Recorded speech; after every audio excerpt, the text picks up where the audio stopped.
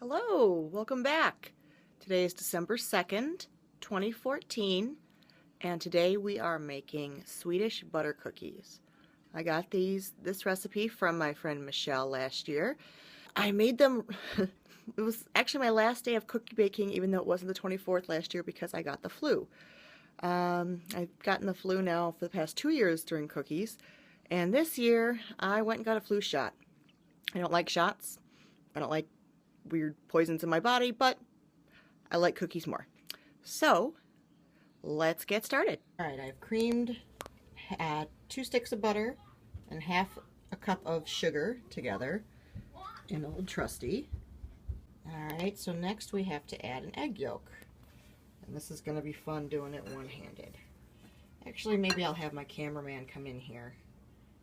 All right, so we just need the yolk, but we need to save the egg whites. So we're going to try very carefully to do just that. Whoa!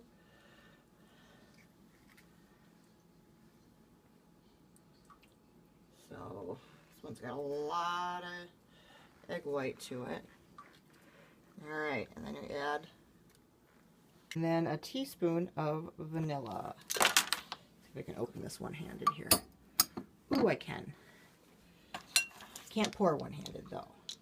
So in the vanilla goes with the egg yolk, and we turn it on. Ooh! And we drop the foam a little bit, and we cap the vanilla. And we let that go down for a bit. That's done. We alternate a tablespoon of milk or half and half, and I'm using half and half, with our flour, baking powder mix. Don't mix those two up, by the way. So we'll alternate them here. So we'll put a little of that, a little from column A, What are you doing, Annie Shay? a little from column B. There we go. And once that's all done, should look something like this. Moist, like thick cookie dough, like that. And then you want to roll it into balls and dip it into egg white that we have whipped. Well, I'm about to do that. And I'm almost embarrassed to show you my mixer. I got it when I was in college. And the first thing I made with it was whipped cream that I dyed pink, and I've never been able to clean it out all the way. I'm telling you, this is thankfully we don't eat that part. This goes in the dishwasher. This does not. So, pour in the egg whites that we saved from before. Very ecological, using the whole part of the egg. Nothing goes to waste. Get that out from there, and you turn it on and you whip it.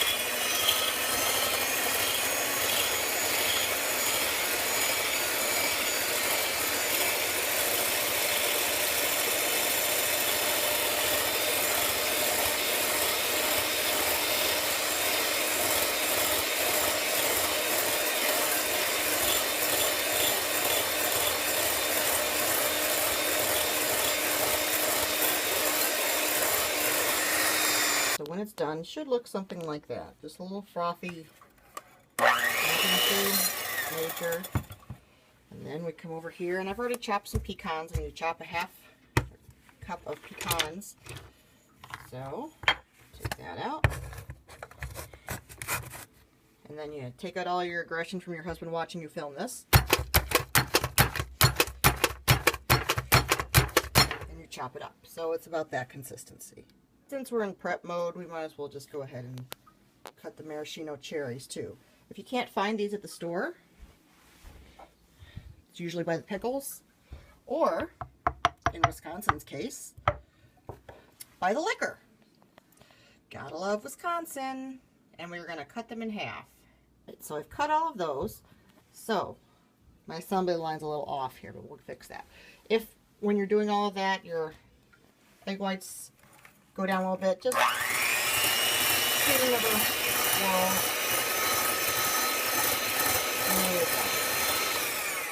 Alright, so we'll take my And my friend had a word for this thing. He said it wasn't an ice cream scoop, it was a something.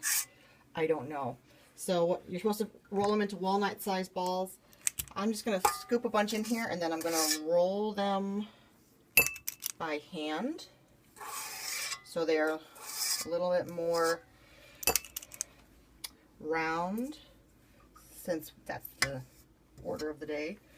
I'm telling you, these Swedes are kind of picky. So we scoop all those, and then we're going to roll them. Just to show you for size, I'd rather have them about this size, which is about a full scoop of this plus a little extra on the end. If you need to put more on, put more on. We've got plenty to work with. Roll them in here, and then we dip them in egg white.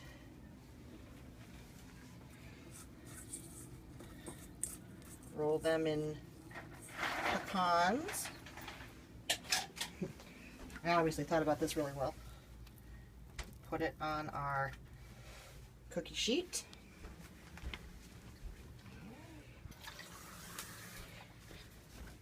And we press a cherry onto it. Alright, now I've streamlined this much better. I got all my dough balls, the egg whites, the pecans, the cherries, and over here is where my cookies are. So fill it up, throw it in the oven, and you're good to go. Go into the oven, 350, 15 to 20 minutes, keeping an eye on them to make sure that they don't burn or scorch or whatever the Swedish equivalent of that is. And then you just sit around and wait for the magic to happen. While these are baking, I thought I'd tell you a little bit of how I got the recipe. Last year, at the probably end of my cookie baking, I asked my Facebook friends for any ideas or recipes that they do make every Christmas. Got a couple responses, but Michelle, who I went to college with, sent me this one, and I just loved it, and these were amazing. And like I said, I got the flu right before Christmas, so these were actually the last cookies I made last year, so I wanted to make sure I get them out of the way this year, even though, cross my fingers, I will stay healthy.